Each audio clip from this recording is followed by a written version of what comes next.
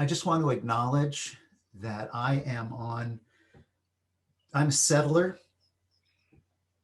on Quiche sacred land here in what is called Southern California or Los Angeles. And there's a whole history of colonization that goes on with those terms. But the Quiche people, this is their land. And I'm occupying a small corner of it.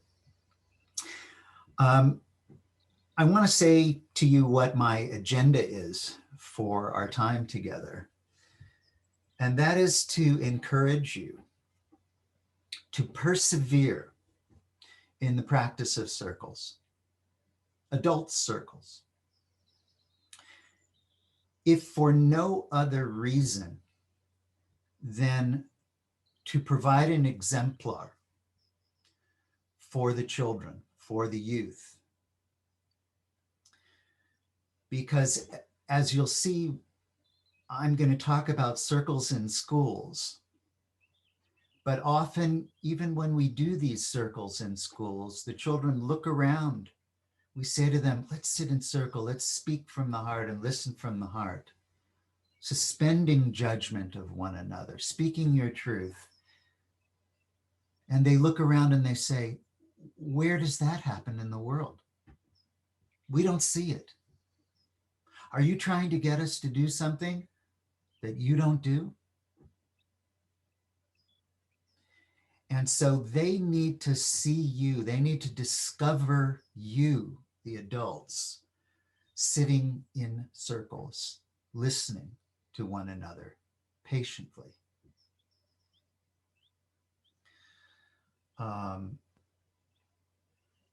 So that's my hidden agenda. Not so hidden, that is, to encourage you to persevere in that.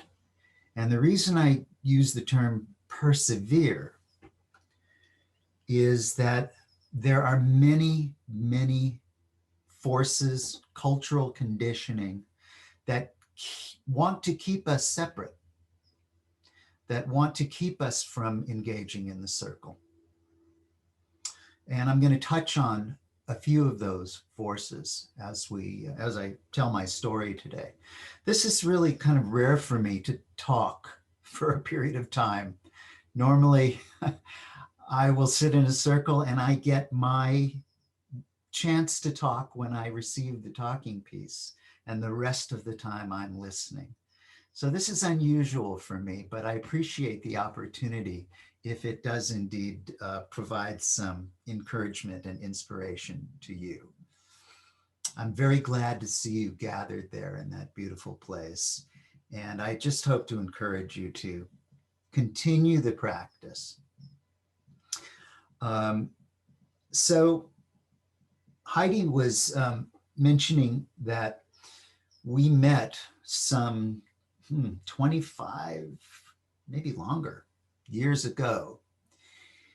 And when Heidi came to the school where I was an English teacher, middle school. So these are 13 to 15-year-olds, Palms Middle School.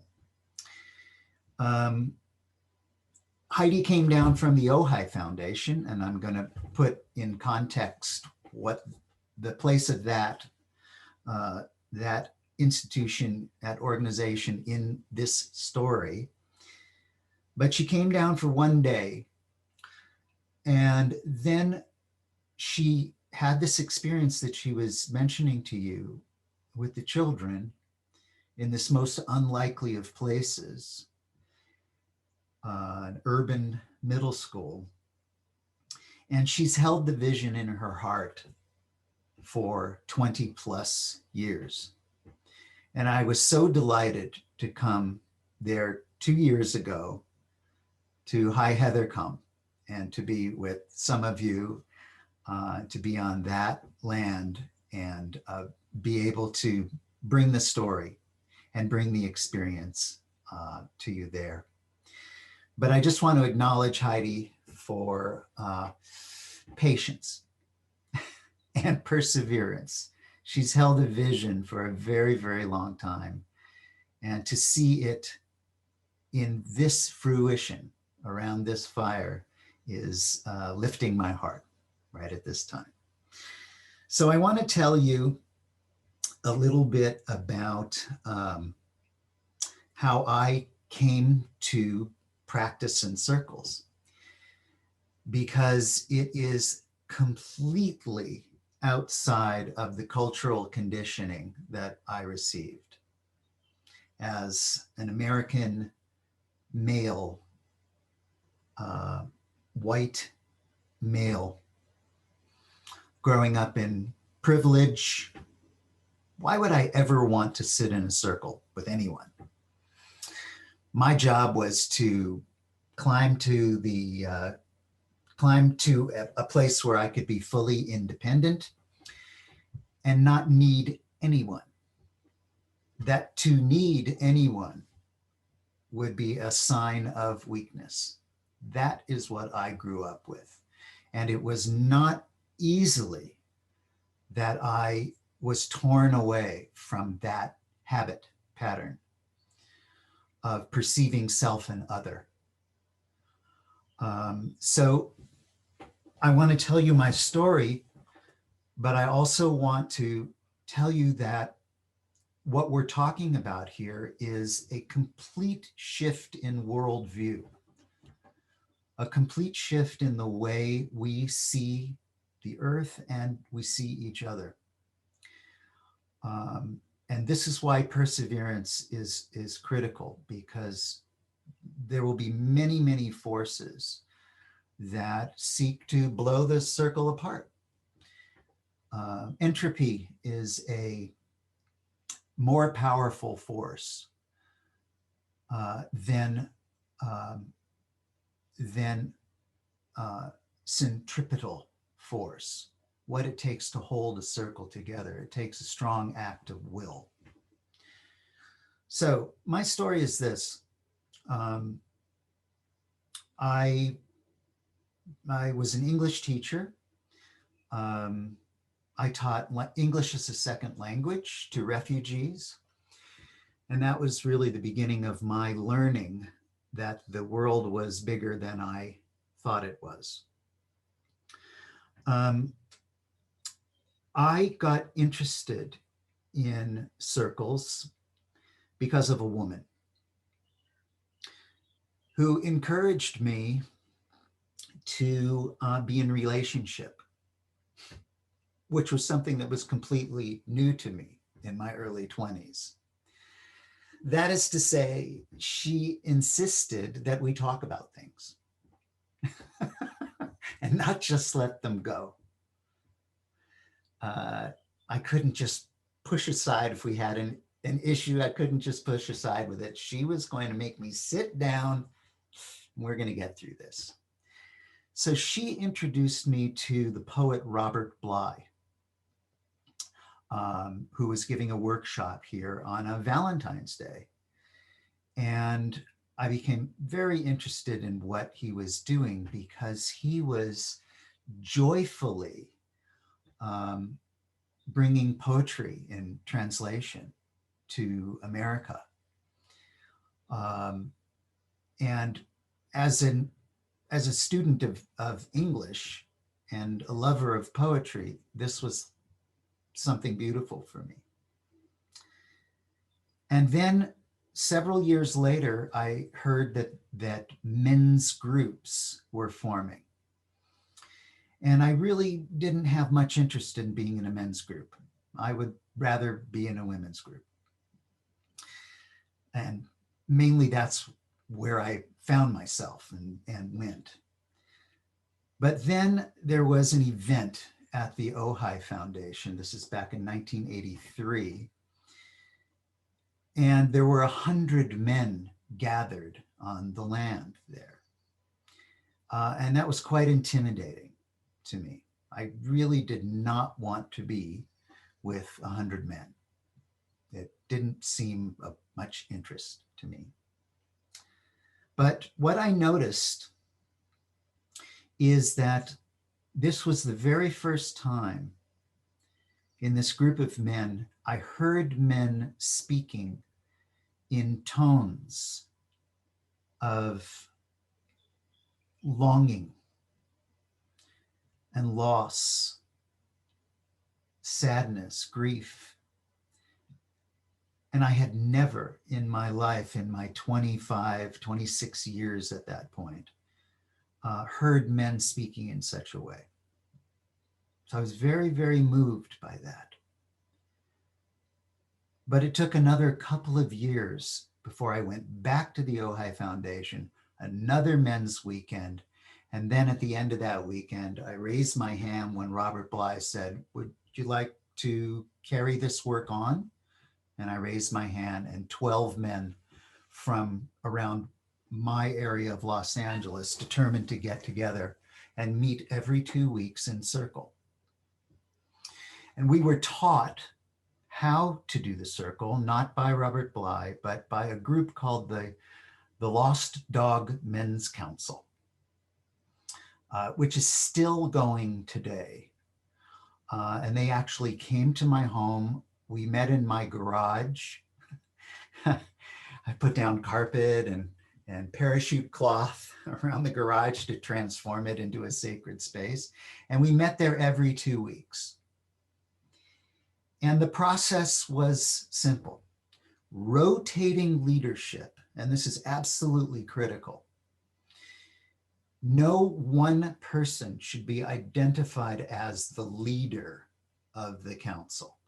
If it's the same leader of the council every time, then it's not a circle, it's something else.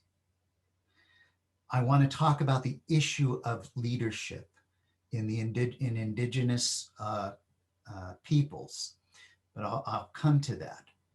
But what we did is we had 12 men, so that meant each man would hold the container that would be the host every 24 weeks. And the assignment was simply to think of what is meaningful to you and what would be in service of the others, in service of the circle, whether it be a dream that you bring, a poem, a fairy tale, a myth. We were working in a lot in what was called the mythopoetic. And the process was fairly simple. One of us would choose a poem or a story or a myth or a dream, speak it to the group, and then the group would take the talking piece and speak to aspects of the dream or the story or the myth or the poem that touched their lived experience. Not opining about it or analyzing it. What does this mean? But when was I feeling lost in the woods? When did I go into the underworld? When did I catch a glimpse of the beautiful princess in the window far up in the castle? What were those personal experiences that connected to those things? And this is what we did for several years. And then I was teaching English to middle schoolers. And it was in May in 1986 when I walked into my class and I said to them, you know, it's May, we're done with all of the formal work that we have to do. The testing is all finished, and I've saved the best for last. And they looked expectantly at me, and I said, we're going to have a whole month on poetry. And they went, ugh. And it was the first time that I thought, what happened to these children? That the mere word poetry would elicit such a response from them. And it occurred to me that what I was about to do with them was going to further create this distaste and revulsion around the most beautiful expressions of language, thought, and feeling, and economy of thought and feeling. because I had prepared my lesson plans. I chose some poems that I thought were really, really great. They said a lot to me. I worked it out to find all of my insights into it. And I crafted the lesson such that the children could be led by me to discover my insights into the poem. That I was presenting the poem as this little treasure box, and I was going to give them the key. And if they looked inside, they would see what I knew. That's why they hated poetry. That was the approach. It wasn't anything that was alive to them. It was a puzzle to be figured out. So I dropped my lesson plans and I said, okay, here's what we're going to do. Let's go to the library, take out all the books on poetry, and I want you to find something that speaks to you, something that where you go, oh, that's cool. I like that. That's interesting. That touches me. And it could be a song lyric at that time, or it could be something in one of these books of poetry. And for extra credit, not an assignment, you can memorize that poem and then bring it to circle. They didn't know what I was talking about. But the process was this. About 25 of the 30 or so students took me up on it. And we had a list to sign up. And the very first day we went outside in this large middle school, sat in a circle, and I had a stick that I had decorated with all kinds of things for the occasion. A young woman read a poem by Robert Frost. She read it a second time. And then the talking piece went around the circle, and the instruction to the students was simply to say a word, a phrase, or an image that struck you. They're going, oh, that's interesting, or that's strange, or I could see that, but don't explain why. So we went around the circle. They all said one thing. Then we went around the circle again, and the prompt for them was to tell about an experience in your life that in some way, in some even small way, connects to that image, that word, or that phrase that you heard. So if there was a mountain mentioned in the poem, they could talk about a memory of having been to the mountains. If a father was mentioned in the poem, they could talk about any story that pops into their minds about an experience with their father, but an actual lived experience. So it went around the circle like this, and then this young woman recited the poem a third time. That was the moment that I became a devotee of using circle in schools. Because what happened was that I saw the whole group, as she began to read, lean in, listening to that poem in a way that I had never seen them engage before. And I realized that what they were listening to was something that was alive. The poem was now alive, not only with their own personal stories, their own personal connection, but all of the connections of their peers. Oh, people have had experiences with fathers and rivers and mountains, and it's all here alive in this poem. So the poem could be approached again with this whole universe of lived experience informing it. So that's when I was transformed. I had no intention of ever taking this out to anyone else, having a video connection to the Glade to tell this story. I was just going to use this once a year to teach poetry. So then I changed schools. My wife and I were about to start a family, and she wanted me a little bit closer. You see, traveling across Los Angeles, you have to pack survival gear in your car to be able to get from one side to the other at certain times of day. The traffic is so intense.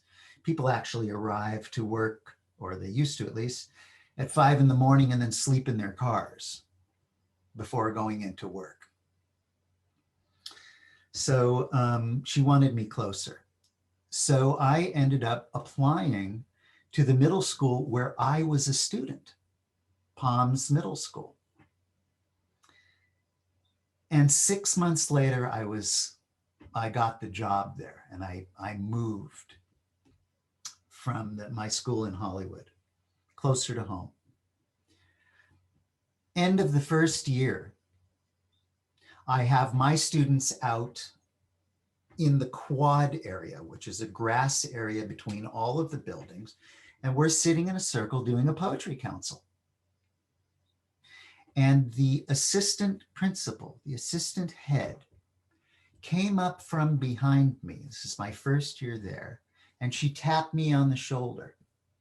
And she said, "Would you see me in the office when the school day is done?" And I thought, oh, shit.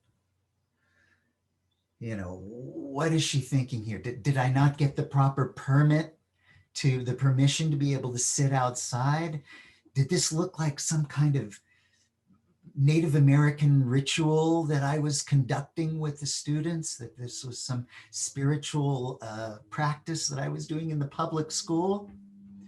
So I was a little nervous walking into her office at the end of the day. And she said to me, "Were you doing a council?" And I said, "Yes, as a matter of fact, I was." And she said, "Do you know Jack Zimmerman and Paul Cummins?" Now, Jack Zimmerman is one of the co-authors of a book called The Way of Counsel. And I said, "I know of them. I had actually met Jack at one of these Robert Bly men's weekends." And she said, "You know what? I sit in a council with Jack and Paul every month." It was a council of school administrators, heads of schools, public and private, coming together once a month to speak the truth of what was going on in their schools, which is not something you can do as a head of school in the school. So she was participating in a council once a month, and it felt like this incredible kismet moment for us both. So that was the beginning of what became the Palms Council Project. I'm not going to belabor a lot of that for you, but just to say that within a few years, by the time Heidi came to visit us, this school of 2,000 students, 100 teachers, we had 100 circles every week. Every student, every one of those 2,000 students was sitting in a circle once a week for an hour. That program was something that gained recognition as a violence prevention program, as a diversity and tolerance program, but it really wasn't a program in the sense of everyone doing the same thing at the same time. We were all experimenting with, what does it mean to be in a circle? What does it mean to be in a circle with children? What do we do? What do we do when they're going crazy? What do we do when their parents are asking, what is this thing you're doing? Is this a church state thing going on here? Are you practicing psychotherapy without a license? And actually, I was getting my license as a psychotherapist at that time, which, by the way, is on the shelf here, and I don't use it because I do circles now. So we gained recognition. And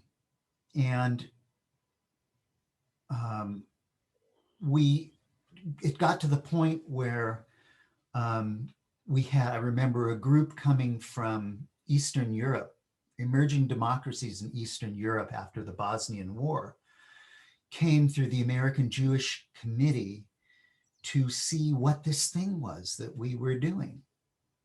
And they came just like Heidi and sat in a number of these councils. Then we came together afterwards to debrief.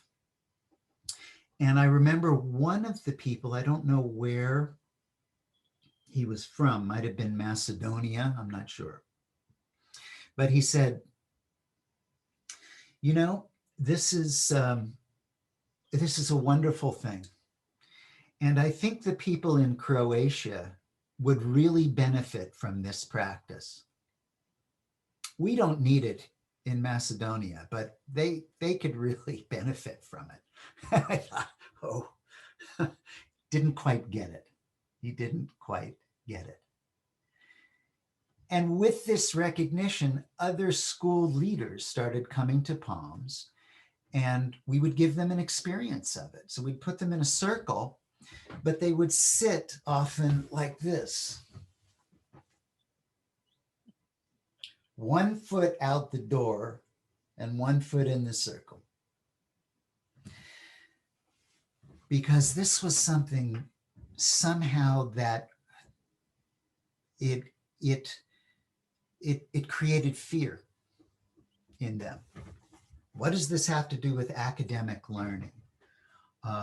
Is this some touchy-feely California kinds of thing that you're doing here? And, where's the data?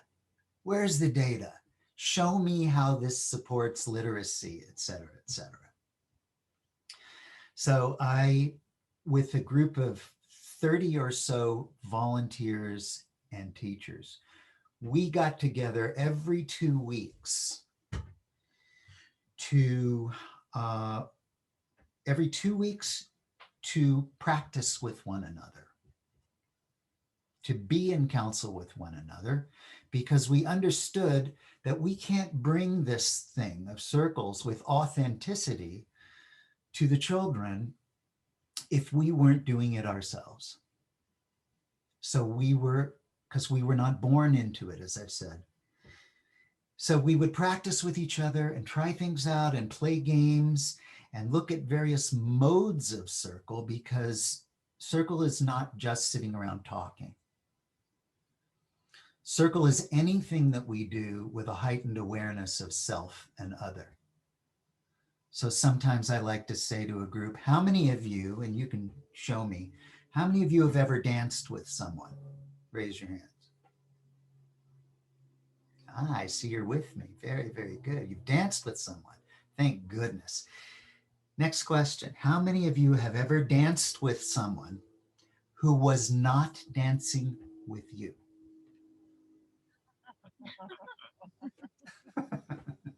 Right? Remembering some bad dates, perhaps. And then, how many of you have ever danced with someone who was indeed dancing with you? Thank goodness. And for those of you not raising your hand, look around for the ones that have, and they'll teach you how to do it. That is circle. Circle is that connection. When someone is dancing with you and you are dancing with that person, that is circle. It does not have to do with language. Linguistic councils, talking circles, are only one form of many ways of being in heightened awareness with self and other. So these insights came much later. But so we practiced with each other. The other 2 weeks, because we met every 2 weeks, we would get together and simply have a council. And the topic was this: what is coming up for you emotionally as you're trying to do these circles with the children? And almost uniformly, of the 30 or so people that we had in these circles, people were going, I don't know if I can ever do another circle. These kids, they just they don't get it. Maybe when they're older, they'll be able to do this. And there, to a person, we were always on the verge of saying, we're done. Can't do this in a public school. Maybe we can do it in the private schools or something like that, where the rules are different and the kids are different. But then after we complained to one another, we would get up and go back and do our councils with the children again. So it was the group practice, even though we were struggling, because we really didn't know what we were doing. We were flying in the dark here. We didn't grow up in circles. This wasn't our personal practice from childhood. We were trying to convey something that we had very little experience of, and the children knew it. So we had to learn to be authentic with them and say, we don't really know what we're doing here, but can we try this in a circle, right? Not, here's what you do. Here's what okay, everyone, we're going to listen and speak from the heart, right? We couldn't approach it that way. We had to approach it with humility, of knowing that we were the uninitiated attempting to initiate the children. No one held us in circle. We had to hold each other. And that is really what sustained us during that time. So, recognition for that. And then eventually funding came together through a man called Herb Alpert, who was a jazz trumpeter, who was interested in what we were doing, to have my partner, one partner, and me go into the headquarters of LAUSD. So LAUSD is the second largest school district in the United States. 1 million students, 1,000 schools, about 60,000 employees. And we were set up in an office to go out to as many schools as we possibly could to teach them how to do circles. So I did that for 7 years. And the end of my time, and that was a beautiful opportunity, just a beautiful opportunity, to work within the public school system and to be able to learn to talk about this circle thing in a way that would resonate with people who had various resistances to it, both because they had never been held that way and because it was just, this is not the way we were taught to teach. So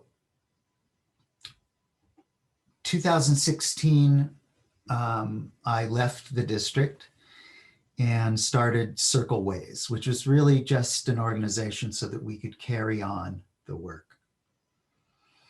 So that's sort of the history, the sort of personal history with this. But I also want to share with you some insights, some deeper issues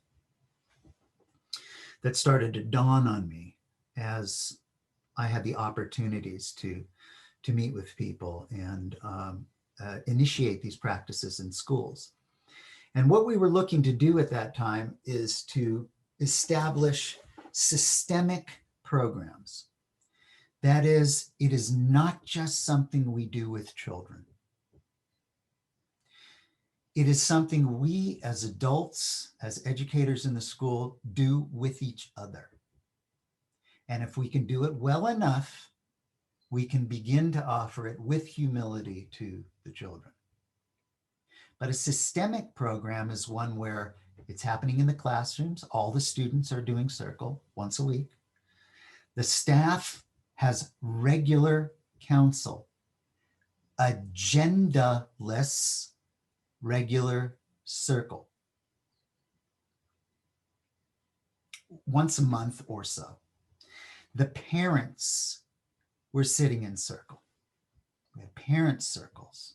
There's much to say about that and the extraordinary value of bringing parents into circle. And then we had community councils where we brought everyone together. So huge groups dividing into many councils and coming back together and these kinds of things. But that is a systemic program, and also involving the grandparents, involving shopkeepers, service providers who would come in and sit in the circles with the children, not to speak of their wisdom, but to be listening presences. So that was the work for 7 or so years. And we were able to do data gathering and all this kind of stuff. And you can see that on our website. But here's what it comes down to. A game that I used to play with my students, and I would play with adults as well. Right now, what we're doing, even though I'm here in California and you're there in the Glade, is we're participating in a kind of what I would call triangle culture.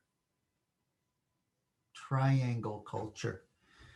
And that is that even though you are sitting in a circle and I'm sort of in that circle, the culture is more triangular because I'm doing all the talking and you're doing all the listening. So in triangle culture, there's a expectation that I, as the apex of the triangle, as the star at the top, know something. And that I know how to convey it. That's your expectation of me. Yeah, this guy, maybe, you know, if the internet connection works, maybe we'll learn something. He knows something, right? And my expectation of you is that you'll listen attentively, maybe ask some questions, right? And then I go off when we're done.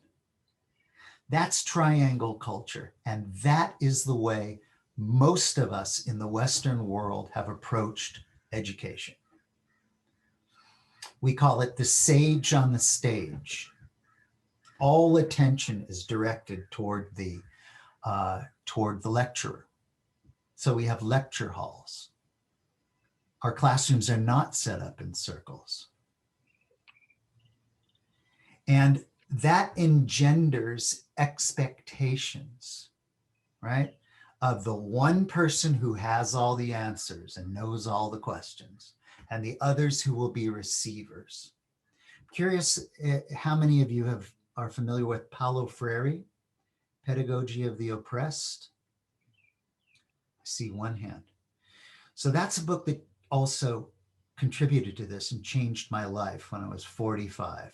Pedagogy of the Oppressed by Paulo Freire, who had the audacity to suggest that the teacher was a student of the students,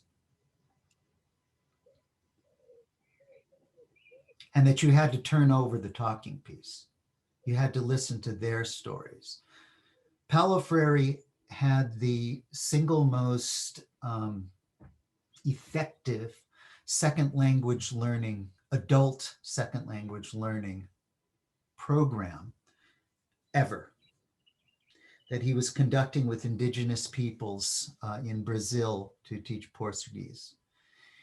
And To do that, he used circles and established the wisdom, the shared wisdom of the indigenous people with each other,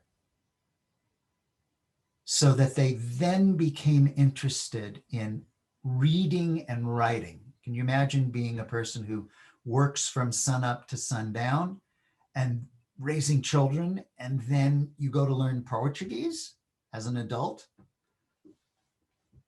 So he was able to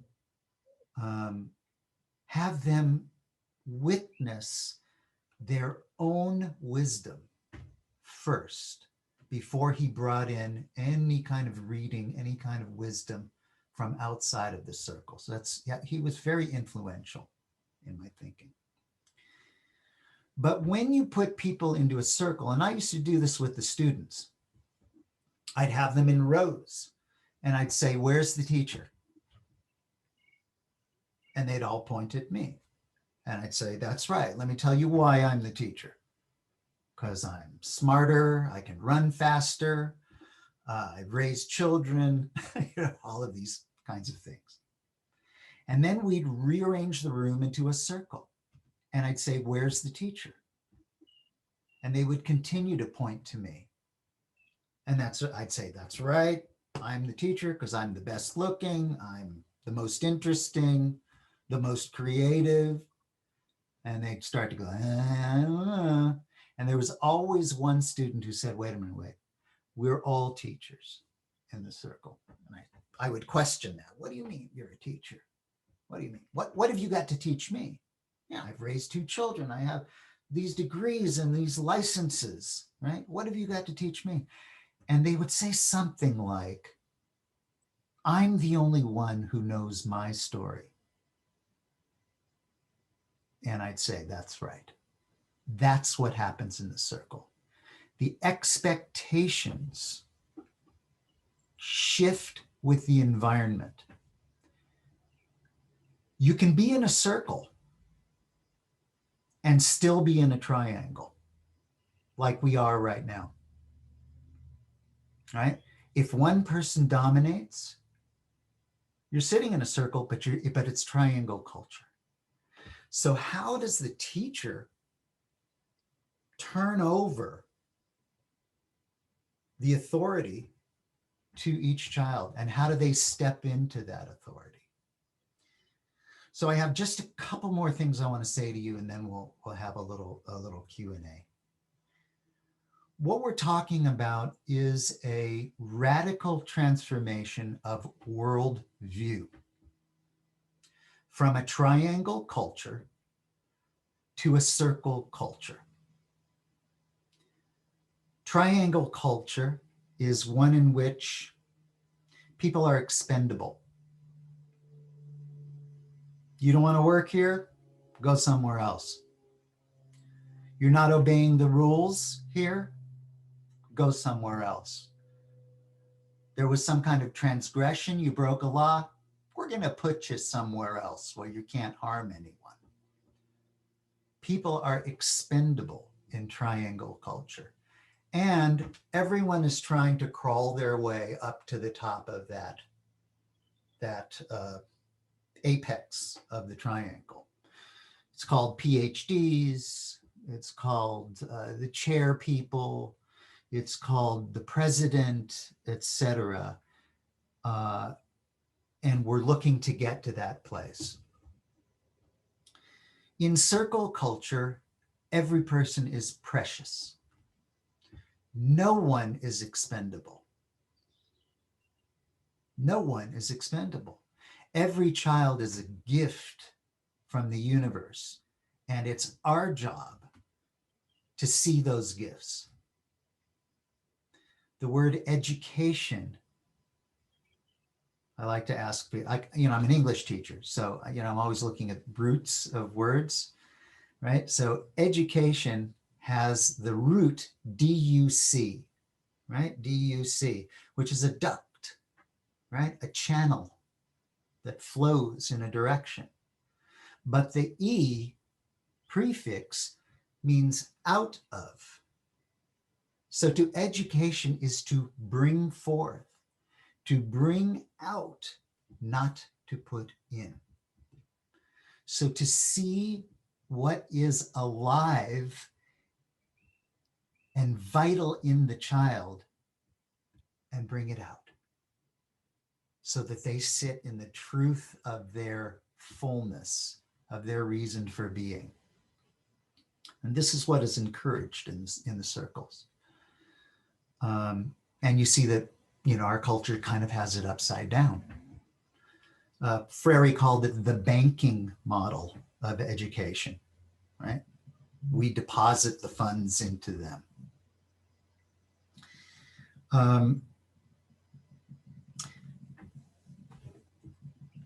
Circle culture brings up issues of leadership. This is why I mentioned the critical importance of sharing leadership in a circle.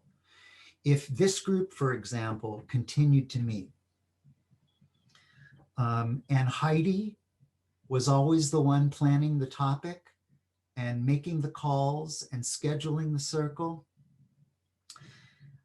it's not only will the circle fall apart eventually, but you'll find a way to dethrone Heidi. You'll find a way to knock her off her perch. This is what we do to leaders. Everyone shows up as a leader, and this is the way it is in indigenous cultures, right? When Europeans made contact with indigenous peoples in North America, they would always make this request, and you see it in many movies. Does anyone know what that request is? Upon first contact, they'll say what? Europeans to the indigenous people. Come in peace. Come and see? We come in peace. Oh, we come in peace. Yeah, big lie. We come in peace. The request was, take me to your leader. Yeah. Take me to the decision maker, right? And from my understanding, the people were baffled by this request. What? There is no single leader. The leader is the one who emerges when there is a need for their leadership. And when that need is fulfilled, the leader returns to their place in the circle to be one among many, not above and not below. So this is a very different concept than we have of leadership. And this is where the rites of passage work comes in. Because once you are accepted in indigenous culture into the circle of adults, your voice is co-equal with the other voices in the circle, however elder they may be, co-equal. So we see each other as wisdom carriers. The practice with the children is to see each child as a carrier of wisdom. Sometimes they show up with the wisdom and it blows your mind. And sometimes it doesn't happen, right? They remain sort of subsumed in their cultural images, their cultural persona. Another thing is language. So there's leadership, language. The English language is a noun-based language. We're very good at characterizing things. This is why English is the language of science. We have a category and a box for everything. So it's very easy for us to walk through the glade there and say, oh, this is an elm, and this is a hummingbird, and this is and never see the tree because we have a category for it. And that gets put on people. we put people into boxes. This is a good person. This is a terrible person. This is a criminal. This is an altruistic person. We put people into these categories, and then they can never become anything else. Indigenous languages, including Hebrew, are verb-based. So that is to say, there's a recognition that the wood that is now transformed into heat and fire in the center of your circle was growing as one of those trees around you. And it will transform itself and go back to the earth. That the process is inherent in the name. So it's very hard for us to think like a circle. One last thing on this, and that is the notion that we carry of circle culture is how do I say this? It belies the notion of anthropocentrism. That is, that people, human beings, are the top of the triangle in nature. When we're in circle, and especially in a place like the Glade, you look around you and you realize that the wisdom is being spoken by those birds, that the wisdom is coming from the trees and the wind and the direction of the smoke and the smell of the fire. So this is what might be called hylozoic. That means actually the life, the spirit in everything. And in circle, we learn to listen, not just to each other, but also to the natural world. What has it to say to us?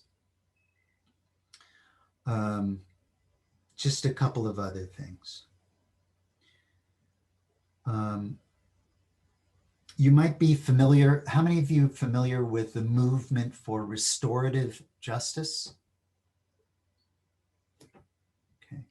Restorative justice is also born out of indigenous experience in this kind of worldview where no one is expendable, even if they commit some kind of heinous crime.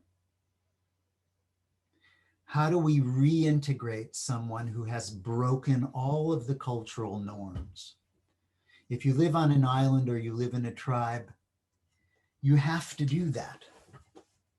You have to bring that person back, even if what happened was terrible.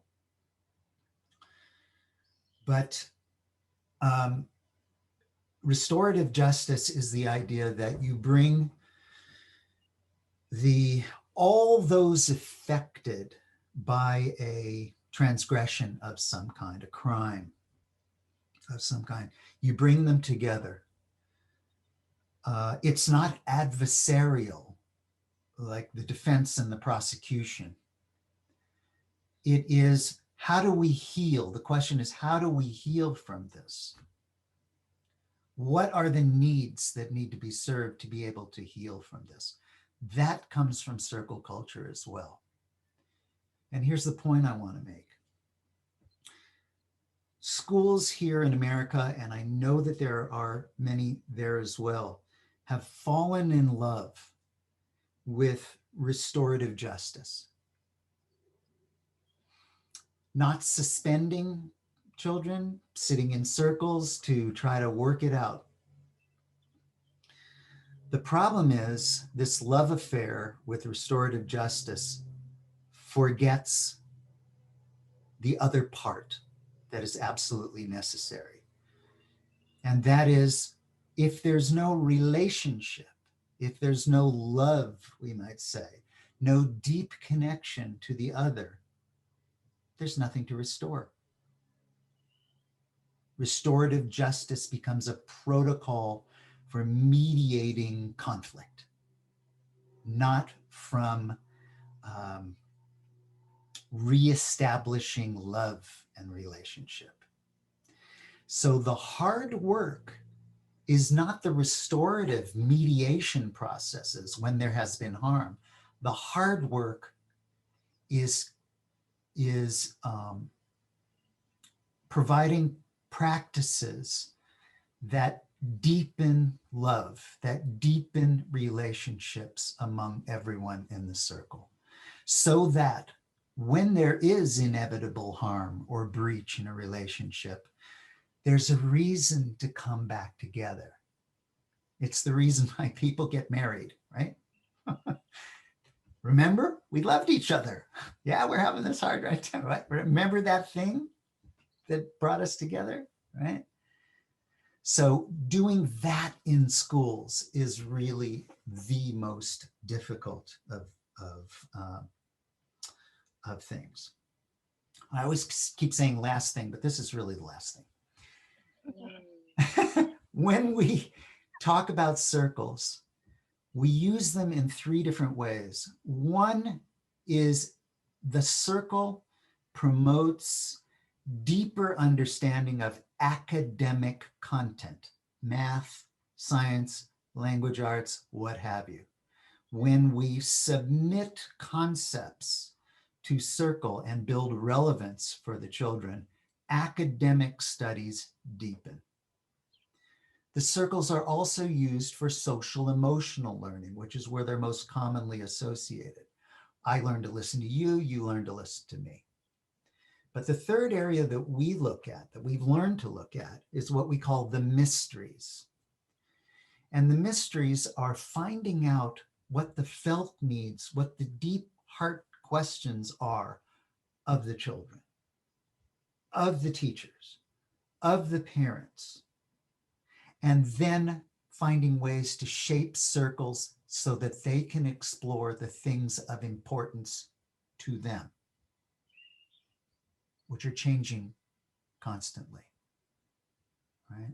We're not just telling them what their circle is going to be about. We find out from them what they need their circle to be about. So these are three aspects of things that we're trying to teach now, and all with the humility that I am an immigrant to circles. I am not indigenous to circles. I honor the indigenous peoples for the gifts that I've received, that we've received, but um, I'm still learning, and I'm still an immigrant, and I very much appreciate having your attention in this somewhat triangular culture that we're participating in right now. And I just hope to inspire you, as I said, to just do it and let the children discover you. Oh, what do they do? Oh, they're doing a circle. Oh, they're so quiet and they're listening to each other. And the tones, doesn't even matter what you're talking about, the tones are of authenticity. They don't get to see that anywhere. So if you can provide that, you're doing a great service to the children for many generations.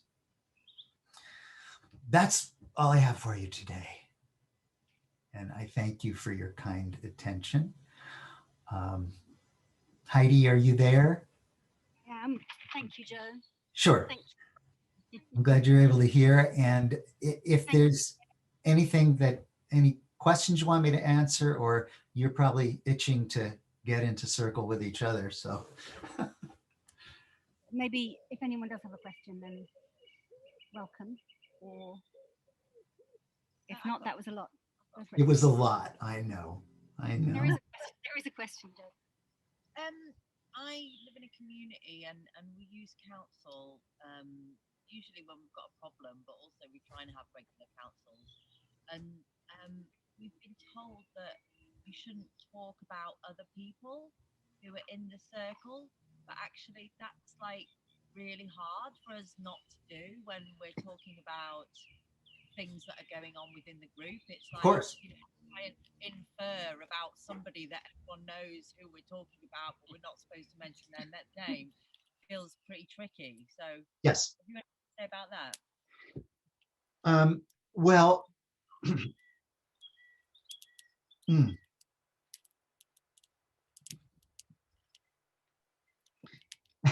another aspect of circle culture is that we take 100% responsibility for not only for our own actions, but the actions of others within our community.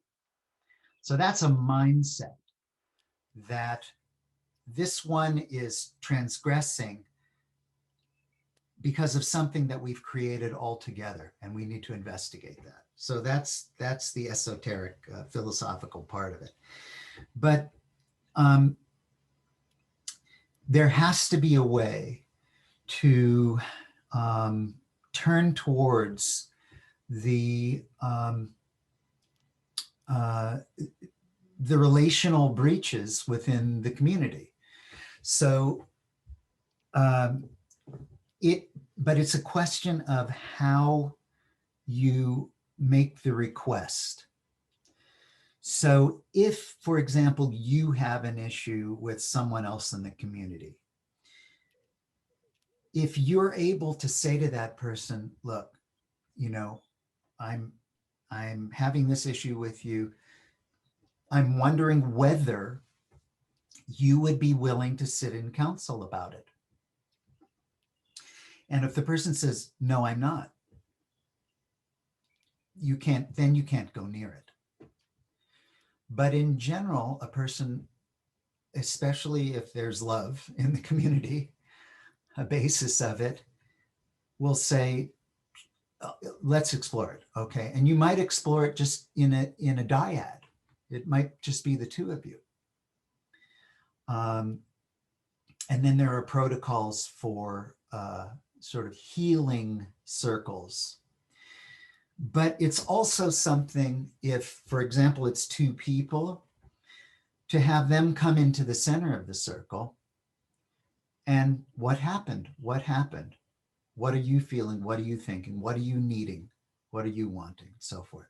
But then the power of the community, the power of the circle, is that the talking piece goes around the outer circle for people to mirror back what they're hearing, not to make suggestions, right, for how you should work it out, right, but to provide a mirror for the two.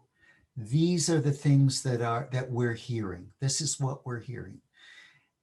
Then the talking piece goes back into the center with the two, right? And things shift because the mirror has been held up to them. There are a number of different protocols for engaging these things, but you're absolutely right. You know, you have to be able to bring these issues into the circle. Otherwise, what are we doing? What are we doing? And it's for the purpose of deepening the connection and deepening the love. So there's a lot to say really about that. The one thing that I would say in preparation for that kind of deep interpersonal work with conflict is that you regularly dance with one another. You regularly sing with one another. You regularly play. You regularly go gallivanting out in nature together. That's what establishes the container that can hold the conflict. And it's what we want to get back to when we work through it. So there's a lot to say about issues of conflict and transgression and healing and so forth. But the basis of it is really that you continue to enjoy one another. I hope you do that. Oh, thank you. Very welcome. Very welcome. Beautiful people. Thank you for enduring that long-winded. I didn't know I was going to go on that long.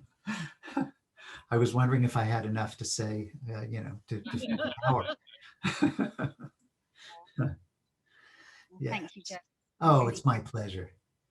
I'm wondering how we can say goodbye to you in a way that doesn't just turn you off. Well, yeah, you probably want to, let's dance. Oh, here's what we can do, right? Okay, so dance, see what each other's doing, right? Right, and I pass to Sam. Sam changed the movement. And then you pass to someone else, Sam.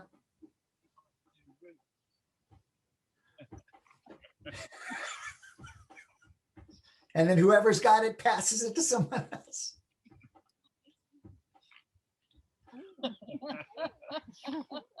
Yeah.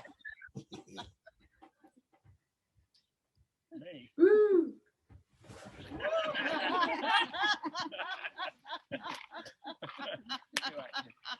Oh, I'll pass it to Mandy.